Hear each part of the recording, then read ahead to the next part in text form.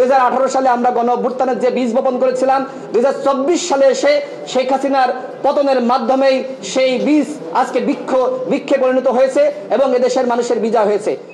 গণ অধিকার পরিষদকে নিবন্ধন দেওয়া হয়েছে, যে কারণে আমরা এই সংশ্লিষ্ট কাজে যারা জড়িত ছিলেন, আমরা সেই নির্বাচন কমিশনের ব্যক্তি মহলকে গণ অধিকার পরিষদের পক্ষ থেকে ধন্যবাদ জানাচ্ছি এবং একই সাথে এই নির্বাচন কমিশনের সংস্কার আমরা দাবি করছি।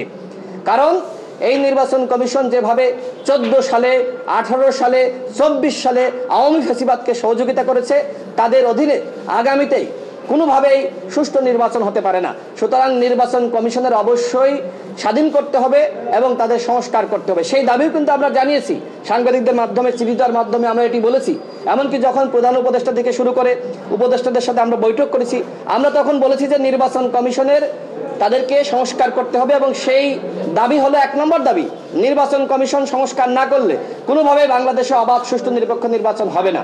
সুতরাং আসুন আমরা সবাই মিলে বাংলাদেশকে অনন্য উচ্চতায় নিয়ে যেতে, বাংলাদেশকে আমেরিকা, ইউরোপের মতো অর্থনৈতিকভাবে সমৃদ্ধ করতে আমরা সবাই মিলে এই সরকারকে সহযোগিতা করি। গণ অধিকার পরিষদের পক্ষ থেকে রাষ্ট্র সংস্কারে এই সরকারকে আমরা সহযোগিতা করে যাচ্ছি।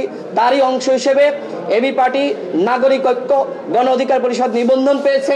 আরও যাদের শর্ত পূরণ হবে তাদেরকে নিবন্ধন দেওয়া হবে এবং আমরা নির্বাচন কমিশনের কাছে এও দাবি করছি, গণ অধিকার পরিষদ একটাই, গণ অধিকার পরিষদের নাম ভাঙিয়ে কেউ যদি নিবন্ধন নিতে আসে, আমরা বলবো যে আপনারা কাগজপত্র যাচাই করেন, তাদের আসলেই কাগজপত্র আছে কিনা।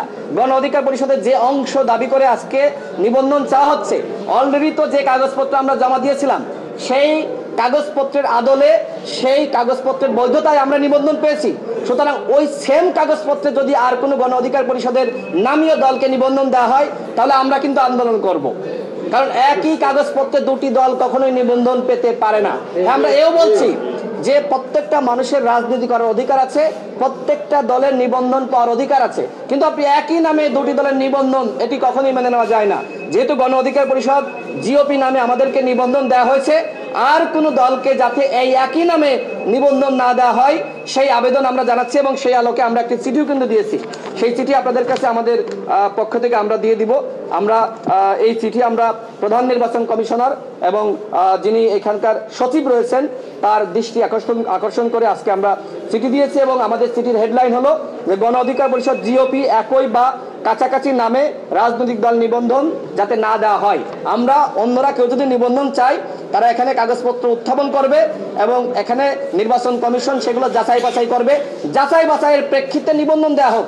এবং একই সাথে আমি সর্বশেষ যেটি বলবো, আমরা দেখেছি যে গত নির্বাচনের আগে কয়েকটি দলকে গোয়েন্দা সংস্থার প্রেসক্রিপশনে নিবন্ধন দেওয়া হয়েছে। সেই দলগুলোর নিবন্ধন অনতিবিলম্বে বাতিল করতে হবে। সুপ্রিম পার্টি, সম্ভবত নাম সুপ্রিম পার্টি, বিএনএম সহ কয়েকটি দলকে নিবন্ধন দেওয়া হয়েছে। ইতিপূর্বেও গোয়েন্দা সংস্থার চাপে নির্বাচনে অংশ নেওয়ার জন্য কথা বলে আরো কয়েকটি দলকে, তৃণমূল, বিএনপি নামক বিভিন্ন দলকে নিবন্ধন দেওয়া হয়েছে। এই দলগুলোর নিবন্ধন অবশ্যই বাতিল করতে হবে এবং একই সাথে যে সকল দল নিবন্ধন আগে পেয়েছিল কিন্তু এখন তাদের শর্ত পূরণ করা সম্ভবপর নয়, এই সকল দলেরও নিবন্ধন বাতিল করতে হবে। আজকে ভুইফোট দল তারা একটি নিবন্ধন নিয়ে বসে থাকবে, আবার বিভিন্ন ভুইফোট দল এসে নিবন্ধন চাইবে, এটি তো কখনোই হতে পারে না। সুতরাং যারা শর্ত পূরণ করতে পারবে না তাদেরকে কোনোভাবেই নিবন্ধন দেওয়া যাবে না এবং কেউ যদি শর্ত পূরণ করার পরে নিবন্ধন পায়, পরবর্তীতে তার ওই শর্ত যদি সবসময় পূরণ না থাকে তাহলে তার নিবন্ধন আমি মনে করি যাচাই বাছাই করা দরকার।